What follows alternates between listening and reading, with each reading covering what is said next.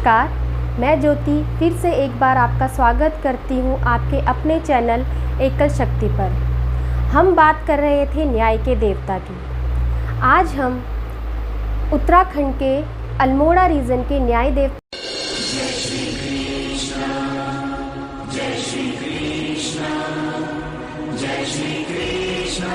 की बात करेंगे, जिनका नाम है गोलू देवता। उन्हें कई नामों से जाना जाता है, गोलू राजा, ग्वेल देवता और गौर भैरव के नाम से उनके कई नाम प्रसिद्ध हैं। हम अगर बात करें उनकी सवारी की, तो उनकी सवारी एक सफ़ेद रंग का घोड़ा है। इस सफ़ेद रंग के घोड़े के बारे में मैं आपको एक इंटरेस्टिंग बात आगे बताऊंगी इसी वीडियो पे, तो आप वीडियो में बने रहिएगा। बात करते हैं हम गोलू देवता की। गोलू देवता को न्याय का देवता क्यों कहा जाता है? गोलू देवता को न्याय का देवता इसलिए कहा जाता है कि जिनकी ना कोर्ट सुनता है, ना पुलिस सुनती है, ना कहीं उनकी सुनवाई होती है। उनकी सुनवाई अगर होती है तो गोलू देवता के मंदिर में ही होती है। उन्हें अगर न्याय मिलता है तो गोलू देवता के ही शरण में आकर ही न्याय मिलता है। इनके मंदिर के बारे में अगर मैं आपको बताऊं, इनका मंदिर चंपावत, घोड़ाखाल, अल्मोड़ा इन तीनों जगह स्थित है, जो चितई गोलू देवता आदि नामों से जाने जाते हैं। इनके मंदिर प्रांगण की अगर मैं बात करूं, इंफ्रास्ट्रक्चर से एक जैसे नहीं है, परंतु जो उसका प्रांगण है उसकी भव्यता एक जैसी देखने को मिलती है। अगर आप मंदिर के अंदर एंटर करते हैं तो आपको बड़े बड़े घंटे घड़ियाल देखने को मिलेंगे। ये घंटे घड़ियाल वही हैं जिनकी कामनाएं पूरी होती हैं, जिनकी प्रभु सुन के उनको न्याय मिलता है, तो वो लोग उस फलस्वरूप वहाँ पर घंटे घड़ियाल चढ़ाते हैं। इससे पहले वहाँ पर वो अपनी अर्जियाँ देते हैं और उन अर्जियों को मंदिर प्रांगण में लगा देते हैं। ये वही अर्जियाँ होती हैं जिनमें वो अपने कष्ट लिखते हैं, अपने दुख लिखते हैं और गोलू देवता से प्रार्थना करते हैं कि हमें न्याय ज़रूर दिलाइए। बात करते हैं इनके जन्म की। इनका जन्म चंपावत में झालू राय राजा के यहाँ हुआ। झालू राय राजा बहुत ही बलवान और पराक्रमी थे, परंतु उन्हें संतान प्राप्ति नहीं हो रही थी। उनकी 7 रानियाँ थीं, उनको 7 रानियों से कोई संतान प्राप्ति नहीं हो रही थी, पुत्र प्राप्ति नहीं हो रही थी। इसके चलते उन्होंने अपने बड़ों की आज्ञा लेकर, अपने गुरुओं की आज्ञा लेकर एक विवाह और किया। ये विवाह हुआ पंचदेवों की बहन कलिंगा से। इसके बारे में भी एक कथा प्रचलित है।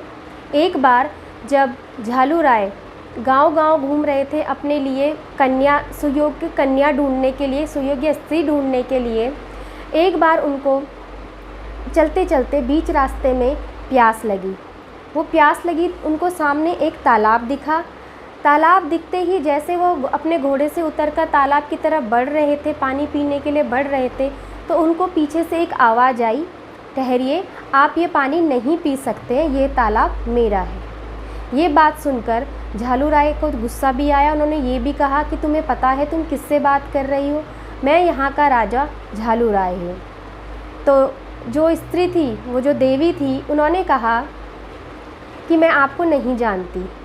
अगर आप वाकई झालू राय हैं, राजा हैं, तो आप इन 2 सांडों को जो वहीं बराबर में लड़ रहे थे, इनको अलग करके दिखाइए अगर आप पराक्रमी हैं। झालू राय गए। जो 2 सांड वहाँ पर लड़ रहे थे उनको अलग करने की लाख कोशिश करी उन्होंने, परंतु वो कर ना सके। उसके बाद देवी कलिंगा वहाँ पर गई। उन्होंने प्रेम पूर्वक उन दोनों को अलग कर दिया। ये सब देखते हुए झालू राय के मन में यही आया कि मैं इसी स्त्री से विवाह करूँगा।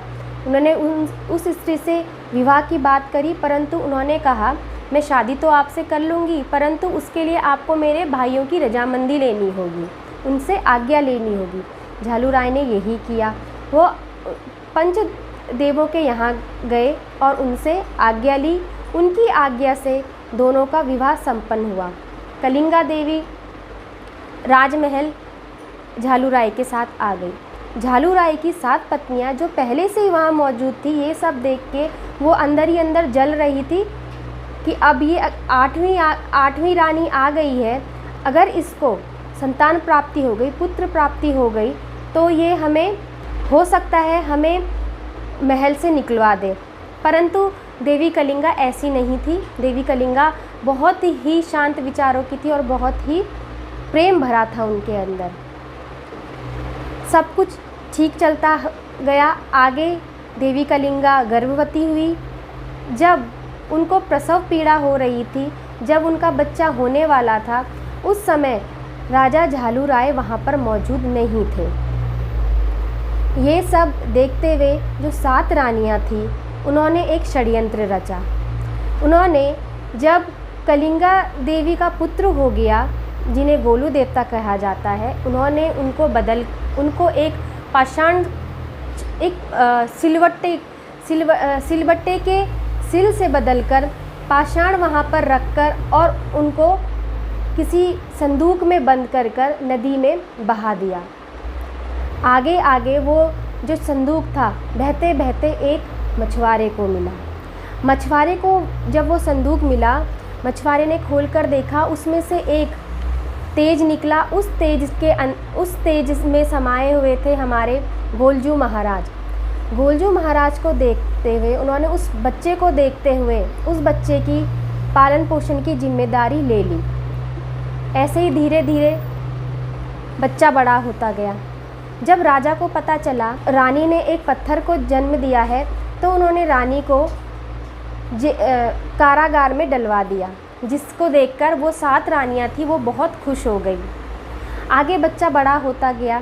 धीरे धीरे गोलू देवता को अपने जो उनको चमत्कारी शक्तियाँ मिली हुई थी, उन शक्तियों का ज्ञान होने लगा।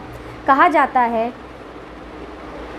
गोलू देवता को शिव का अंश माना जाता है, शिव का ही अवतार माना जाता है, इसीलिए उनको गौर भैरव के नाम से भी जाना जाता है। जैसे जैसे उस बालक को अपने शक्तियों का ज्ञान होता गया, तो उन्हें यह भी ज्ञान होता गया कि मेरे माता पिता कोई और हैं, मैं झालू राय का पुत्र हूँ, मेरी माता का नाम कलिंगा है। जब उन्हें यह ज्ञात हुआ, तो उन्होंने अपने मछुआरे पिता से आज्ञा मांगी और कहा कि मुझे एक घोड़ा ला दे, जिससे मैं झालू राय के प्रदेश जा सकूं। जो मछुआरा था, उन्होंने कहा, बेटा मैं तो बहुत गरीब हूँ, मैं कहाँ से तुम्हारे लिए घोड़ा लाऊं। परंतु वो बालक था, उस बालक को अपने माता पिता को मिलने जाना ही जाना था। तो उन्होंने क्या किया, वहीं पर उनका काष्ठ का घोड़ा था, जिस घोड़े से वह खेलते रहते थे। उन्होंने उस घोड़े को लेकर चल दिए। आगे चलते चलते जब वो एक जगह पहुँचे, तो वहाँ उन्होंने देखा कि एक तालाब है और तालाब के किनारे कुछ रानियाँ बैठी हुई हैं और विचार कर रही हैं। उनको पता था कि ये रानियाँ कौन हैं और उन्होंने क्या किया। उन्होंने तालाब के किनारे अपने घोड़े को पानी पिलाने लगे। ये देखते हुए वो जो 7 रानियाँ थीं, उन्होंने उन पर व्यंग कसा कि ये कैसा मूर्ख है, काष्ठ के घोड़े को पानी पिला रहा है। ये देखते हुए गोलू देवता ने कहा, जब एक महिला पाषाण को जन्म दे सकती है, तो क्या काष्ठ का घोड़ा पानी नहीं पी सकता। बाद में यही घोड़ा गोलू देवता की सवारी बना। अपने चमत्कार से उन्होंने उसे एक जीवित घोड़े में परिवर्तित किया, जिसका रंग सफ़ेद था। इसीलिए मैंने आपसे स्टार्टिंग में कही थी कि इसके बारे में मैं आपको वीडियो में ही बताऊंगी और इंटरेस्टिंग बात बताऊंगी कि कैसे उनको ये घोड़ा प्राप्त हुआ। ये घोड़ा उन्हें ऐसे ही प्राप्त हुआ, अपनी चमत्कारी शक्तियों से। आगे कहानी को बढ़ाते हुए मैं आपको बताती हूँ कि कैसे झालू राय के दरबार में गोलू देवता प्रस्तुत हुए। जब रानियाँ 7 रानियाँ महल पहुँची, उन्होंने महल पहुँचने के बाद वहाँ राजा झालू राय से गोलू देवता की शिकायत करी और कहा कि उस बालक ने हमें ऐसे ऐसे कहा।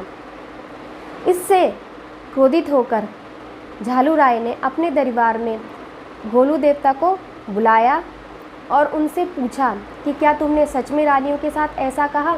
तो उन्होंने कहा, जी बिल्कुल मैंने ऐसे ही कहा, लेकिन इन रानियों ने जो गलत किया आपको वह नहीं पता।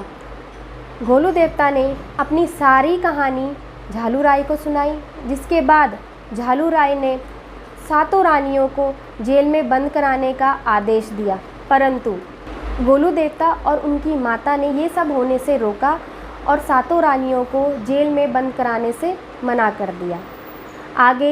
आगे चलकर यही बालक बड़ा होता गया। झालू राय दरबार के बाद गोलू देवता का दरबार लगना शुरू हुआ, जिसमें उनके प्रांत के लोग, दूसरे प्रांत के लोग आने लगे और उनसे न्याय की मांग करने लगे। आगे चलते चलते ऐसे ही धीरे धीरे लोगों ने उनको अपना देव मानना शुरू कर दिया, उनको पूजना शुरू कर दिया। आज भी लोग उनको अपने कुल देवता के रूप में पूजते हैं।